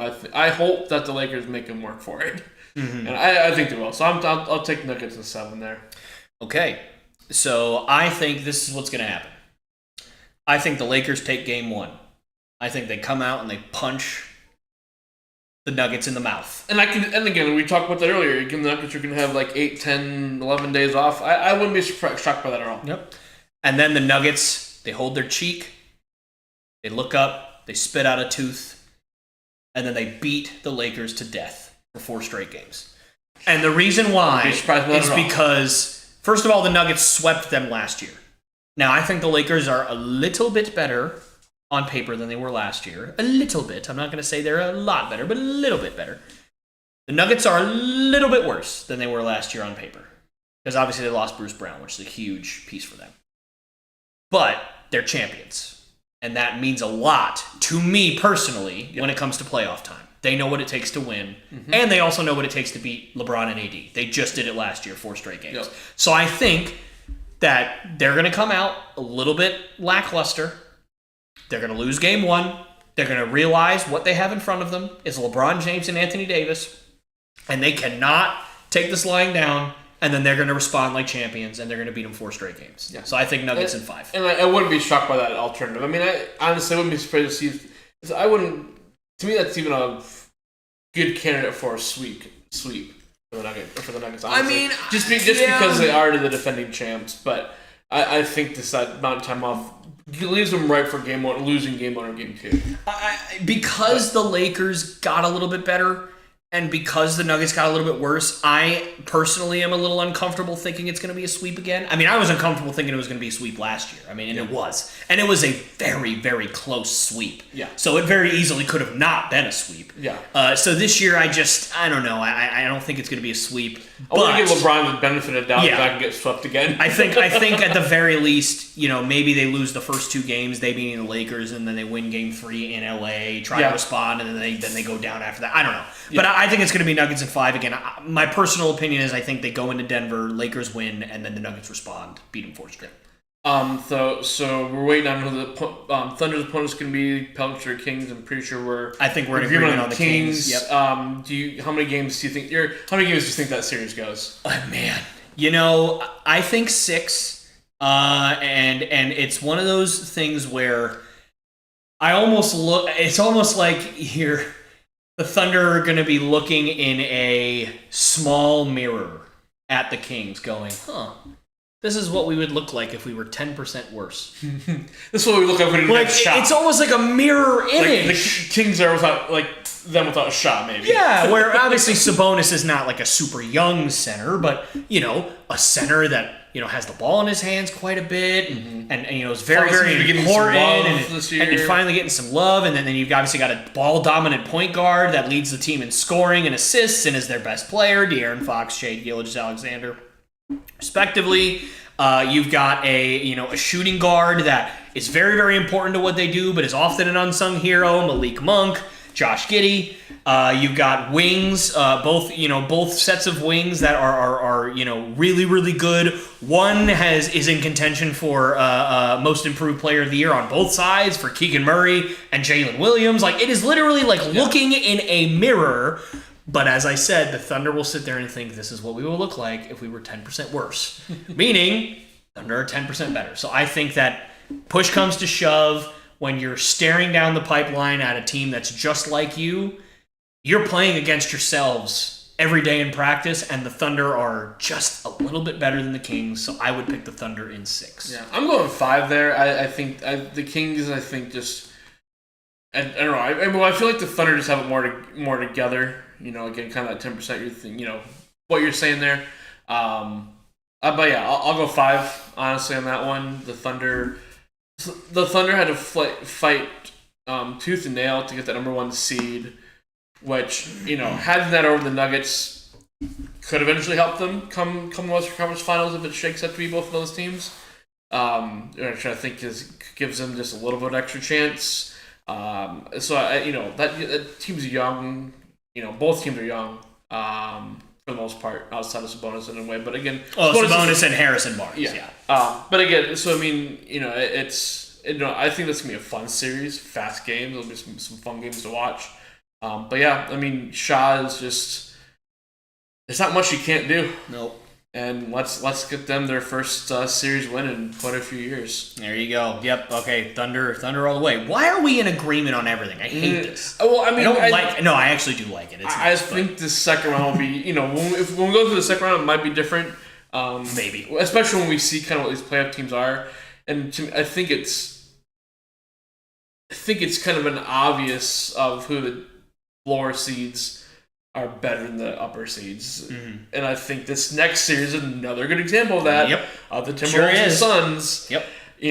I'm going to just get my pick out early in this one. Suns in 5 in this one. I mean, they swept the season series.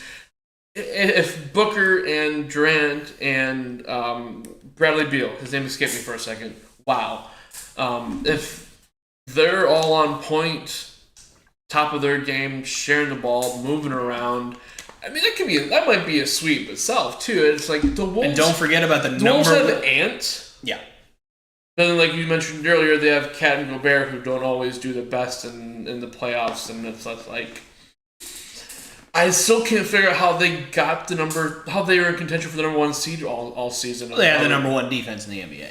They're phenomenal defensively. True. Yeah.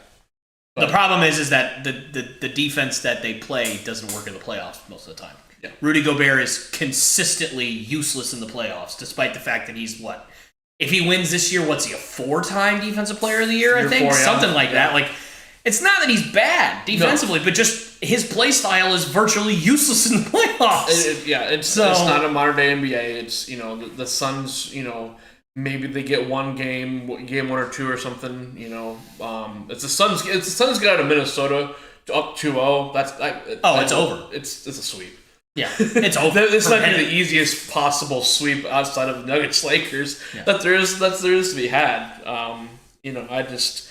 If the only reason it's I hate this cliche phrase in a sense, but it's like to me I feel like the only way Phoenix loses here is if they beat themselves. Oh sure, yeah. Or injuries. Obviously, you never know injuries. Yeah, injuries. It could happen to where it's like. But I mean, I want that trio of Durant, Beal, and Booker to be really good. And I hope it, I think it'll pay off. I don't know about the rest of the rounds of playoffs, but I think, we're looking at, that's just 3-6. I mean, can you just imagine, I know we're going to really talk about the second round, but could you just imagine what the Thunder Suns series would give us? That's exactly what I'm praying for. Yeah. But no, and you can't forget, by the way, it's not just those 3 guys, right? I mean, you've got Yusuf Nurkic, who is a dominant rebounder and post player for them right now. He's absolutely fantastic for them. And you have the number 1 3-point shooter in the NBA this year in Grayson Allen. Wild sentence to say, by the way. Two 46% from 3 at 14 points per game. Why does it take Duke players like 7 or 8 years to finally carve out a role in the NBA? They're all excellent 3-point shooters by the time they finally do it. JD Redick was right up there too. In Grayson Allen, it's like he used to only be known for just being a bully and a stupid bully. Yeah, that's all he used to be known for. All of a sudden, he's just jacking up threes. Gotta be an anomaly, man. Yeah, it's wild. I mean, he's turned his career around, that's for sure. All I can remember is him kicking people and stuff exactly. like that. It's like, Duke players always seem to take forever to translate to the NBA, but when they do, it's like raining threes. Yeah, and so defense. Plus Royce O'Neal coming off their bench. He was a starter for Brooklyn. Now, I mean, that's no offense to Brooklyn. That's not saying much, but they still have a team. They do. Poor Mikal Bridges. Oh dear. But it's like he's really good too, Royce O'Neal. So like you've got good pieces over there in Phoenix that I don't know how Minnesota. Obviously, you're a great defensive team. I don't know how you're guarding all of that. Yeah. And by the way, they proved that they can't because the Suns mauled them in the regular season every time they played them. I think except maybe one game was like within 6 points by the end. But the other 2 were, I think, 20 plus each. Yeah, exactly. And one of them was in Minnesota 2 days ago, by the way. Like, just took him behind the woodshed and didn't care, didn't look back, and just beat him like beat him like a dog. Looking at this, too, as well as Phoenix was in so much danger the last 3 or 4 weeks of the season. I think we might have even talked. We talked about it when our last NBA podcast, where we're like, what happens if they fall into the play-in? And they were on that cusp back and forth for so long, to where I think just that spirit itself for getting for making sure they didn't have to worry about the play-in. They got a straight-up series. They know their opponent is, and they happen to drop Minnesota, who they swept in the regular season. Oh, they must have been sitting there. Oh, they must have been sitting there in Minnesota going, I'm pretty sure if we beat these guys, we get to play them in the first round. So let's just go out there and murder them. And then they did. And then they did get to play them, and they're like, oh, we don't even have to go anywhere. We can just stay here in Minnesota. Make this our home for a little bit and just stamp our flag. But here's the crazy thing. It's actually good weather probably up there right now, too. The thing that should scare it scares me, but not should just scare the Minnesota Timberwolves, but it should scare the entire NBA. Bradley Beal has not been in the playoffs for years. That's why that man is hungry. Yes. Kevin Durant is ready to prove he can win a championship without, well, I mean, I'd say without being carried, but I mean, I don't think he's the best player on their team. And then Devin Booker wants to win. They're all hungry. They're all freaking hungry. Like, and they finally know if we don't win something this year, it might be over. We might have to blow this sucker up, and we don't want to do that. Yeah. So it's one of those things where I just think Phoenix is going to come out and just overwhelm a Minnesota Timberwolves team that is lacking experience in the playoffs. Right. The only guy that has had any real long-term experience in the playoffs is Mike Conley. And even that's a bit of a stretch. So Phoenix in, I don't know, let's give it 5. I'll give the Timberwolves a precursor. I give them 1. I do not give them more than 1. This is one of those series where, we've talked about so many series, like maybe it's 6, maybe it's 7. No, you could see 5. We haven't really talked about too many sweeps, like, and I don't think we'll get. I did. Indiana Pacers sweep the Bucks. You heard it here first. It's happening, folks. There might be one if there's. I don't if we get a sweep in the first round of the playoffs. I don't think we get more than 1. I don't think we're going to see. Oh, unless the Celtics actually play like they're supposed to. Oh, okay. So they could easily sweep their first round. I'm still saying we only see more. We don't see more than 1 sweep. Sure. Yeah, I just lost my other train of thought there. But it's. Yeah, I'm just thinking so much about that possible Suns Thunder. That's gonna go 6-7 games in the second round. Might be the best series in all the playoffs. Oh yeah, it is gonna be fun.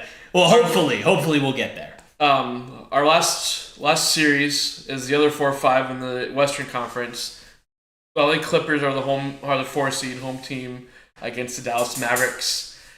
I'm ready for some Luka Doncic time, man. I just, honestly, if it wasn't for when we did our pod a few weeks ago, and I just didn't have time to, but I wanted to kind of recompare stats for some of these guys and even kind of look at some splits of last couple months, post All-Star break, stuff like that.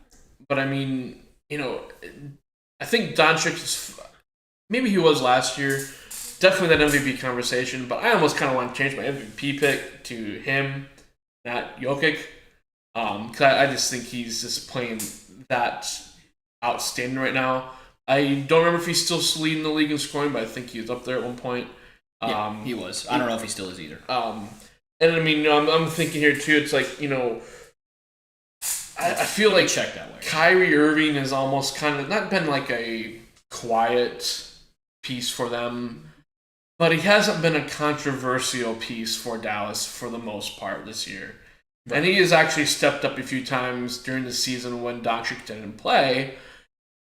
And I mean, I'm excited to see Dallas, and I hate saying that because I'm not supposed to like Dallas. Right. I'm a San Antonio guy. I was a San Antonio guy with Duncan and everybody, and it's just, so yeah, Luka is by like 4 points. Really? What 34 points a night. Jeez. I think that was about 35 at one point during the season. Jeez, Luka. I didn't realize it was that high. That's insane. So I mean, that alone, I think he's. If he doesn't ever win an MVP, I'm not worried about that. I think the MVP is weird in the NBA anyway. Well, I'll say that for a rant some other time. But the fact that he's in that conversation is great. He's been in the league for 5 years. I looked this up the other day. I think he was drafted in 2019. Yeah. Or 2018. Him and Trey named the team. Either way, we're looking at his 5th or 6th season in the NBA. I know he's had a couple short playoff runs, but I mean, I think maybe this is the year. I should look this up because I could be wrong on this one too. I don't know if Dallas has gotten past the first round of the playoffs with him or not. Oh yes, they went to the Western Conference Finals in 2022. Okay, thank you. I knew as soon as I spoke it out, you would lost to the Warriors. That crazy Warriors team. So hopefully, I think Doncic does. If it wasn't for the Denver Nuggets, I would say let's put the Mavs right back in the Western Conference Finals. This year. I think him and Kyrie have formed a good team. Can't remember a lot of their roster at the moment, but I mean, decent pieces again. They were kind of fighting there for the 3rd seed. Didn't quite get there. They They were in kind of trouble, I think, right around the All-Star break, or maybe falling into the play-in. They stayed out of the play-in, So, I mean, I just, kind of like we did in the East, I'm going with the 5 seed. I wouldn't... The Clippers mystify me because, again, another team that on paper should be really good. You have freaking Kawhi Leonard and Paul George. Again, and James Harden and Russell Westbrook. Yeah, off the bench with Westbrook. Yeah. It's like that should be like the number 2 or 3 team in the league in a sense, but it's like I feel like there's so many different pieces. They're not. I don't know. George and Kawhi, I think, complement each other, but at the same time, they kind of play the same exact position. Harden and Westbrook are kind of the same thing there too. Or we're gonna chuck it up for 5,500 points a game and and not really care about anybody else for the most part. Right. Even though they still accumulate all the assists and stuff. So Clippers are one of those teams that just like they're kind of like that square peg and round hole. Good, it can fit, but it's like in the playoffs, I don't trust them. I just don't. I don't trust them. Like this is another one of those. This is another one of those where I'd be shocked if it went 7. It might go 6, but I'm taking Dallas in 5 here. Maybe I'm just taking too much stock into Dallas, but part of that again is I just don't trust the Clippers in the playoffs, man. Okay. Well, it took us an hour and 40 minutes, but we finally hit our first difference here. The very last matchup. So here's... Thanks everybody for waiting. Thanks for watching. Well, no. Look, that perspective makes a ton of sense. I'm with you, and I agree. I don't trust the Clippers in the playoffs either. But there's something that you said that actually was going to make my point for me. And I quote, I can't remember the rest of their roster right now. Fact check me, folks. That's almost exactly what he said. Yeah, no, and the reason why you don't know the rest of their roster is because there is none. There is nobody on that team that is worth a flippity gibbet. Now, obviously, and why is his name escaping me? Derek Lively has played very well for them this year. Their rookie center that they drafted and traded up in the first round. Great stuff. I love him. I think that in a lot of other years, he'd be in the running for Rookie of the Year. He's played great for them. They traded for Daniel Gafford. Awesome. He's been a great piece off their bench. Mm-hmm. Who else matters on that team? Tim Hardaway Jr.? Like Josh Green? But they just got PJ Washington not too long ago. Who cares? I know, I'm PJ Washington, right? So, okay, great. PJ Washington, he is okay. But check it out. Clippers. Paul George. Older. Kawhi Leonard. Not what he used to be. Russell Westbrook. James Harden. Reggie Jackson. Bones Highland. Norman Powell. Ivica Zubac. I just listed 9 players. I haven't looked at the Clippers roster in months. These are players that are good, that play their role, that we all know well. Now, obviously, James Harden not who he used to be. Russell Westbrook not who he used to be. Paul George, I think, is still 97% what he used to be. Kawhi Leonard, not quite what he used to be. I understand all of that. But in the playoffs, you need depth, you need role players to step up, and you need guys that are unsung heroes to be able to step up and do well. I think that Paul George is going to step up in the playoffs and lead that team. He's the only leader on that team. And if I am looking at the bench of the Clippers and the bench of the Mavericks, and I think, which of these two groups is more likely to outscore the other, to out-defense the other, to outplay the other, the clear answer to me is the Clippers. And so I don't trust the Clippers in the playoffs either.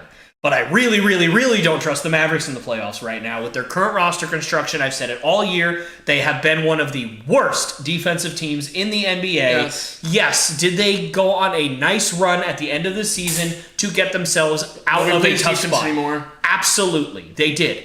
But the reason is because in the regular season, Luka Doncic and Kyrie Irving are enough.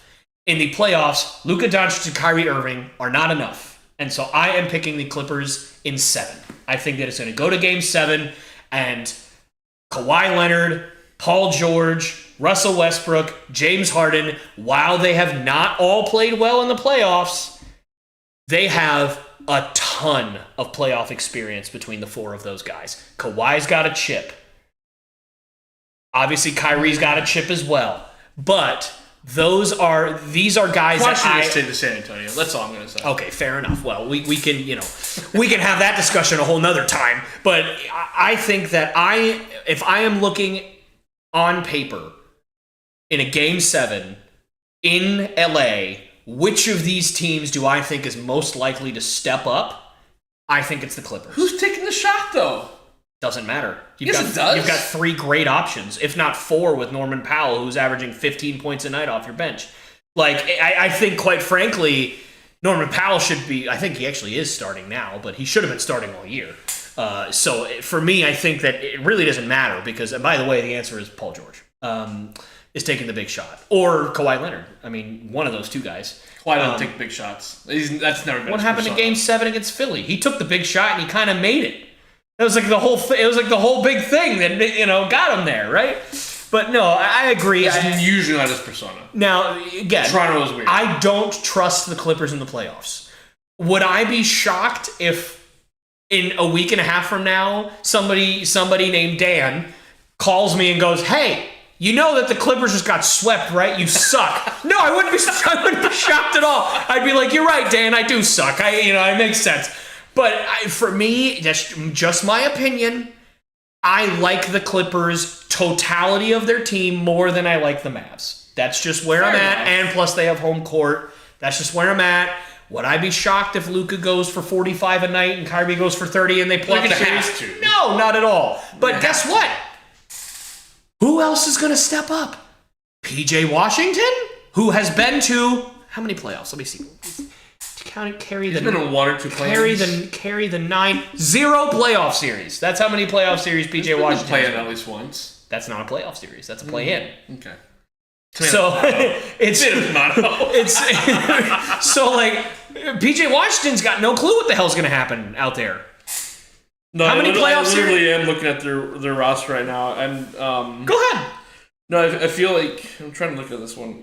Go ahead. Tell me. Derek Lively, great player. Love him. Daniel Gafford has made a difference over there. How many playoff series has Derek Lively been in? Wait, none. None. Yeah.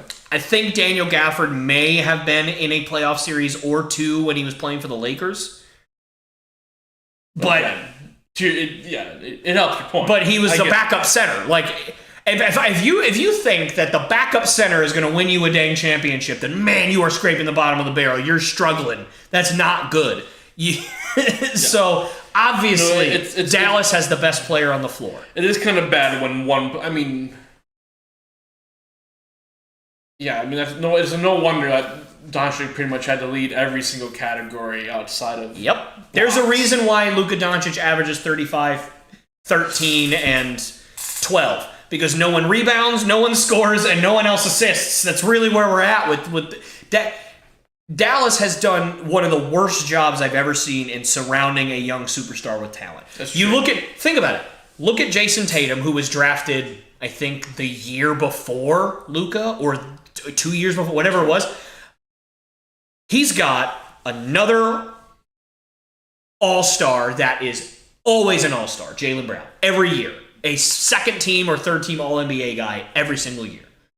Kristaps Porzingis, who could have made an all-star team this year. Derek White, who could have made an all-star team this year. Drew Holiday, who averaged 21 points a night for the Bucks last year.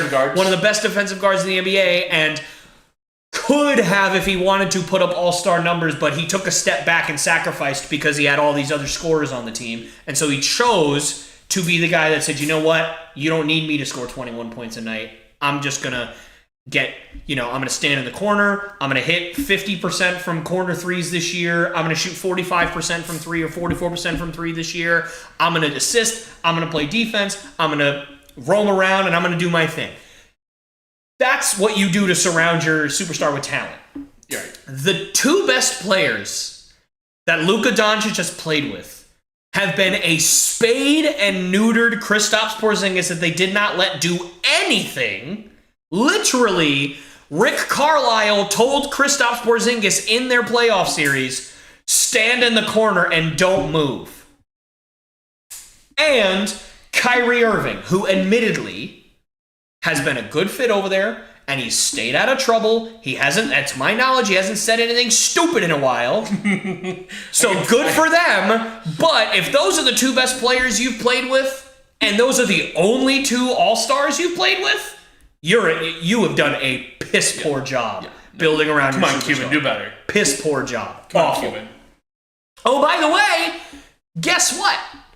You had your number 2 guy on your roster, and you let him go. Jalen Brunson was on the Mavericks, and he was averaging 20 points a night in the playoffs, and they went to the Western Conference Finals, and Mark Cuban went, he's too small. I don't think he's ever going to make it. And then now he's like one of the top 10 players in the NBA, and you had him on your roster, and you wouldn't pay him $20 million a year. And instead you went out and got a marginally washed Kyrie Irving who's like 36 years old. He's like, not oh my God. Like, No. just you could have kept your draft picks. You could have saved money. It's just one of the worst jobs I've seen building around a superstar that I've ever seen in the NBA. Absolutely piss poor. And again, it's not Luka's fault. Luka is being just robbed to no end. And he's stuck because he's signed there for like 6 years or something ridiculous now. So he's stuck there. And again, all that to be said, as much as Luka's probably going to drop 40 a night, they just don't have enough to me to win a playoff series. Now, again, I could be wrong, but they just don't have enough to win a playoff series to me. Well, it'll be an interesting first round. I think, will. I think we have a lot of potential for, like as I was saying earlier, potential for a few sweeps. I don't think we'll have more than one, but I mean, at the same time, we could see all these series go 6 or 7 games. Oh, yeah. I think that'll bring out a conspiracy. God, I hope this. Oh God, if the Celtics' first series goes 7 games, I'm gonna pee. I can't deal with it. Do you want to know what the Heat 76er score is right now? Actually, yeah, I'm kind of curious. Sixers are up by 1 point with 6 minutes left to go in the game. Oh man! So I think we're both Sixers fans right now. So we'll have to face them in the first round. Oh man! I mean, I really don't care either way. I'll face whoever it is. I think that's just the worst possible matchup. Oh, for sure. I think if we played Philly in the first round, I would be very upset. Your team, it's a top 3 team in the East in the first round. That will go 7 games. That team will be gassed, and it's going to be hard for them to make a deep run. Possibly. That's for sure. Again, it's that whole like stepping up that level you're saying of for Boston. So I want to go catch the end of that game, and that's all we have for today. So thank you all so much for sticking around. If you guys haven't subscribed or anything and you loved the conversation that we just had, or even if you just kind of liked it a little, it's free. Hit the like button, subscribe, do all that good stuff. Next week, I believe we're going to be NBA draft, or not NBA draft, NFL draft, excuse me, content. So keep that on your docket. We'll figure out what day next week that's going to come out. Probably Thursday it's going to come out, possibly Friday. So just keep an eye on that, guys. But that's going to be it. Thank you so much for watching, and we will see you all next time.